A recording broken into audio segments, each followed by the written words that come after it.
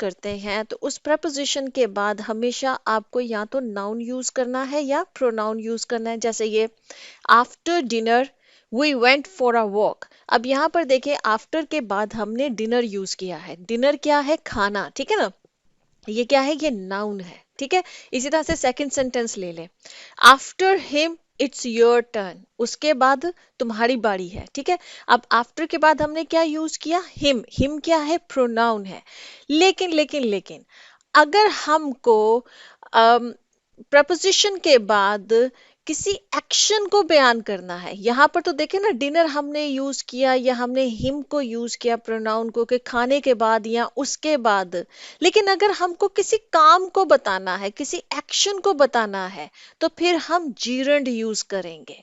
तब हम base form नहीं यूज करेंगे। जैसे कि after eating we went for a walk, मतलब खाने के बाद हम वॉक पर चलेंगे। अब यहाँ पर हमने एक एक्शन बताना है, खाना खाने का एक्शन बताना है, ठीक है ना।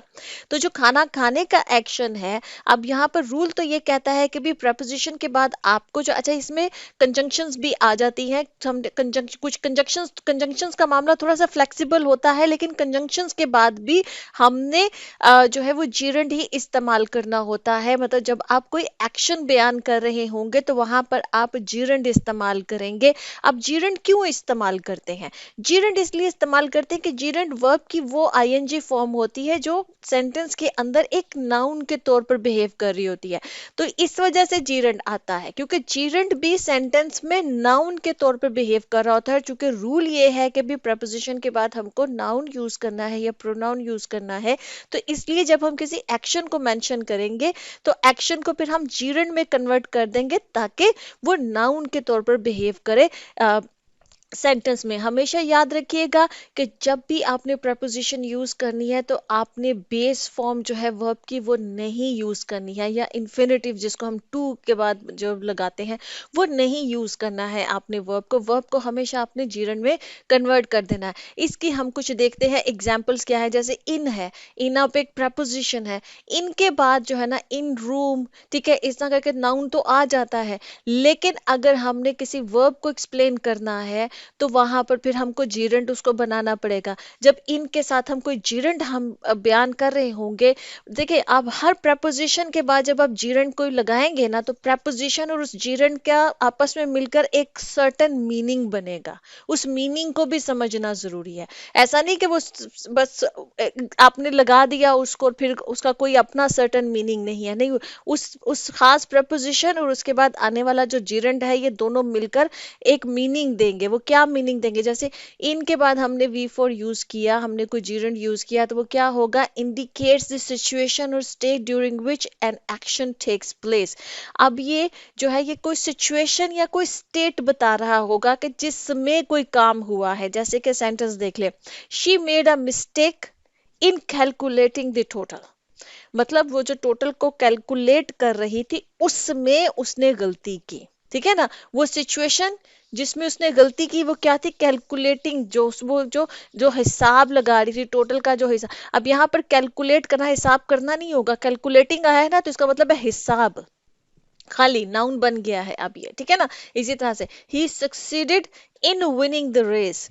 वो कामयाब हुआ, किस में कामयाब हुआ? रेस को विन करने में, उसको जीतने में, ठीक है। अब विनिंग क्या? जीत रहा है, ही इज विनिंग, वो जीत रहा है। लेकिन जब यहाँ पर हमने इसको कन्वर्ट कर दिया है जीरंड में, तो अब यहाँ पर जीत रहा नहीं आएगा मीनिंग, ठीक। कंटिन्यूअस का मीनिंग नहीं आ रहा, अब नाउन का मीनिंग आ रहा है। वो क्या है? जीतना, ठीक है, जीतना है।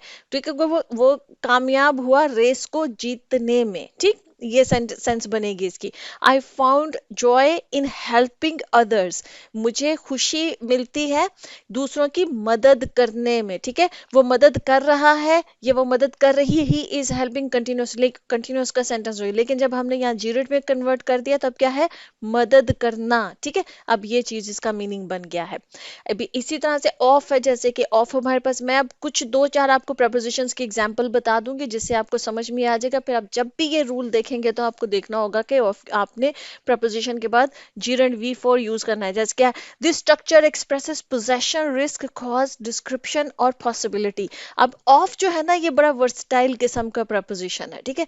इसके साथ जब हम जीरेंड यूज करेंगे तो फिर डिफरेंट मीनिंग देगा, कभी वो पोजेशन देगा, कभी रिस्क देगा, कभी कॉज देगा, कभी डिस्क्रिप्शन, कभी पॉसिबिलिटी देगा। अब हम देख लेते हैं, जैसे कि she is afraid of losing her job. यहाँ पर ऑफ जहन में रखना, अक्सर ऑफ के साथ जो है ना स्टूडेंट सबसे ज्यादा गलती करते हैं, ठीक है। ऑफ के बाद अक्सर बेस फॉर्म यूज कर देते हैं, ठीक है। She is afraid of to lose her job, नहीं ये नहीं होगा, इन्फिनेटिव यूज नहीं होगा।